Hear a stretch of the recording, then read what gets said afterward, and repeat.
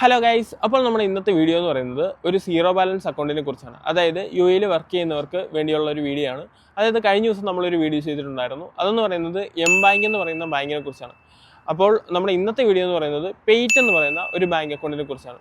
അതായത് പെയ്റ്റ് എന്ന് പറയുന്ന ബാങ്ക് അക്കൗണ്ട് എന്ന് പറയുന്നത് നമ്മുടെ നാട്ടിൽ നമ്മൾ പേടിഎം യൂസ് ചെയ്യുമല്ലോ, അതുപോലെ തന്നെ നമുക്ക് യു എയിൽ യൂസ് ചെയ്യാൻ പറ്റുന്ന ഒരു ആപ്ലിക്കേഷനാണ് ഈ പെയ്റ്റ് എന്ന് പറയുന്നത്. പക്ഷേ ഇതിൻ്റെ പ്രത്യേകത എന്താണെന്ന് വെച്ചാൽ ഇതൊരു സീറോ ബാലൻസ് അക്കൗണ്ട് ആയിരിക്കും.